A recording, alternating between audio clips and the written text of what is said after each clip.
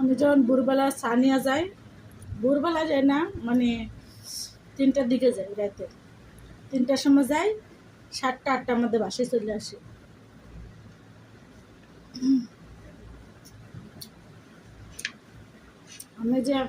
আমি তো নিজের সেফটি নিজে দিয়ে চলি, নিজের সেফটি নিজে রক্ষা করতে চেষ্টা করি সবসময়।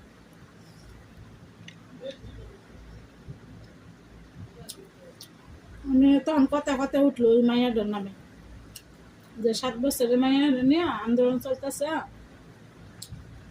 যুদ্ধ চলতেছে। পরে আরেক ড্রাইভারে কয় নিশ্চয়ই মাইয়ার কোনো দোষ আছে, মাইয়ার দোষ না থাকলে একটা বেড়া কেমনি করে দর্শন করতে পারবো আর মেরে ফেলতে পারবো।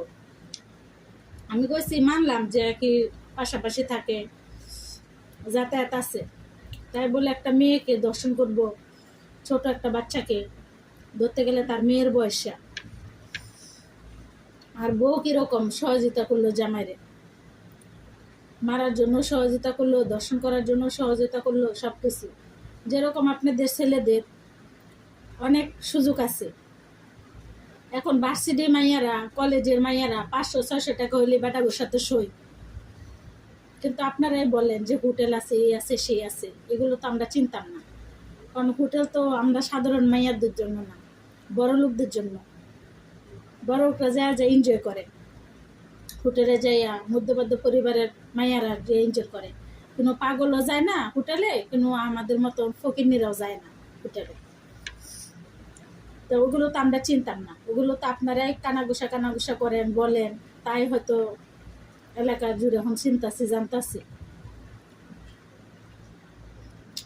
যে জায়গায় 500-600 টাকা দিলে কলেজের বাচ্চাদের মায়া ঘুরে পাওয়া যায়, বড় লোকের মায়া ঘুরে পাওয়া যায়, ওই জায়গায় ছোট একটা মাইয়াকে দর্শন করার কি দরকার? করছে আবার মাইরেও ফেলাইছে। এটা কি ঠিক কাজ করছে? মনে করছেন যে পুরুষত্ব পূরণ করে দিছে? জামনগর একটা 5 আছে, খারাইলো, যে কেউ পাইলেন শুয়ে পড়লো। এটা কি জীবন হলো ছেলেদের? আজকে আপনারটা দেখে আপনি ওই দেখে করছে, ওর দেখে দেখে আরেকটা করবে, এটা তো জীবন না। আমার বিচারে কি হয় জানেন, 10 জনের সামনে এনে ওর 5টা গুড়ার থেকে কেটে কুত্তাকে খাওয়াবে, সমস্ত ছেলেরা দেখবে, সমস্ত মাইয়ারা দেখবে, তারপর যদি শিক্ষা হয়। এটা করার পরে তাকে একবারে ফাঁসি দিয়ে ঝুলে, তারপর ওর কাল্লাটা, ওর হাত পা গুলো 2 টুকরো করার দরকার ছিল, কইরা তারপরে মনে হয় যে প্রত্যেকটা পুরুষের শিক্ষা হবে।